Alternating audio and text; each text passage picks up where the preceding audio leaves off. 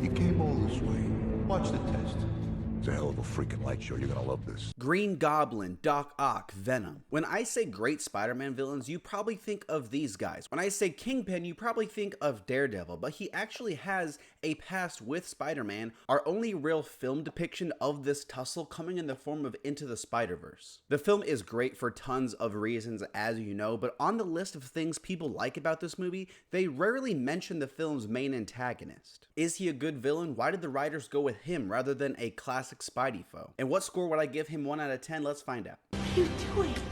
Vanessa. Richard, what?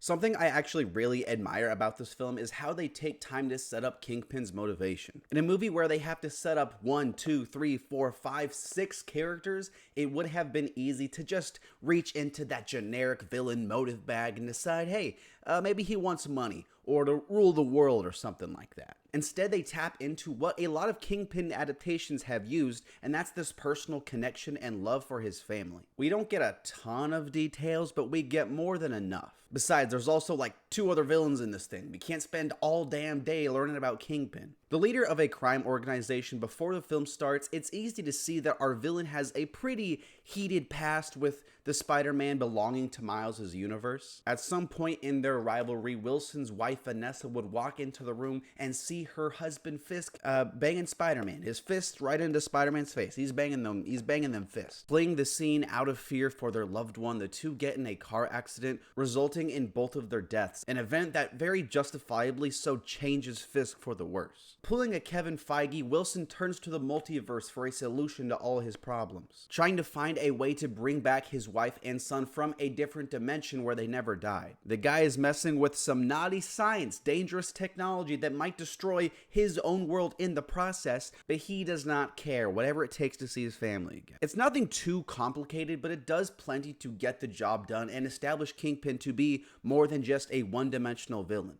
I'm happy the film takes time for it, and while he doesn't get a ton of scenes, the ones he does have are effective and well placed throughout the movie to never make it feel forgettable or shoehorned in. What was that? Kill that guy. The design of the character is definitely one of the things that stands out most when you first see this guy. He's almost comedically big, with his whole body often taking up the entire frame to where he looks less like a character and more like the profile selection screen of a streaming service. I think they do it to make him more visually interesting because everything in this movie is, and if he was just some guy, he might lose some of his charm visually. I will say it adds to his intimidation factor because of just how massive he is. What I like about Fisk though is the fact that we see 2 sides of him very clearly, the grieving and desperate father and the cold-blooded criminal who's willing to do whatever it takes. You can feel the hatred he has for Spider-Man, especially in the beginning, and how he really doesn't care about anything except this mission. It carries over into him being a grieving father and husband, and there are a few moments where you actually feel bad for him. One thing that stood out to me, which I think is interesting and it makes him a better villain, is when he's thinking back to that flashback of what happened with his wife, he's not sad. He's not sad about it, he's angry, specifically with Spider-Man. It goes to show that even though it's his own fault for losing his family, he doesn't see it like that. He blames Spider-Man. I think this inability to see his own negative actions and take responsibility for them are part of what makes a villain. And that's this skewed mindset they have of events and who's responsible. On the other hand, maybe he does take the fault, but the guilt won't let him accept that as a failure because it's a colossal failure. Maybe he's projecting blame onto Spider-Man because he can't accept something that bad would happen because of him. I could see either one, but let me know what you think. I'm curious. The real Spider-Man couldn't even beat me!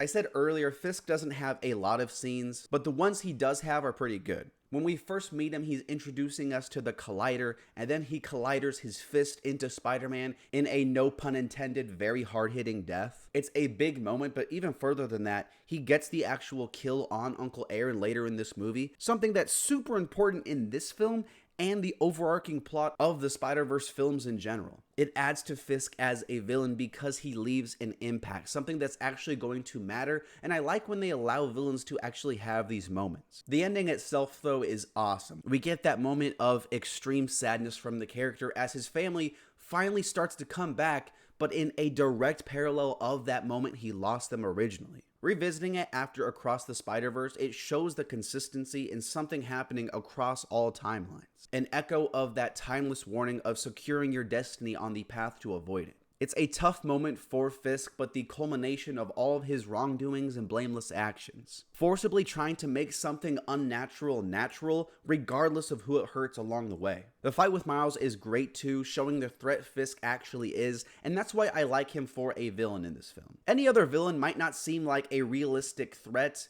because they're probably going to clap Miles because he's just learning his powers, but for Fisk, I think it works really well here. Great choice and even better execution. Start the sequence. Uploading Vanessa Fisk and Richard Fisk DNA sequence.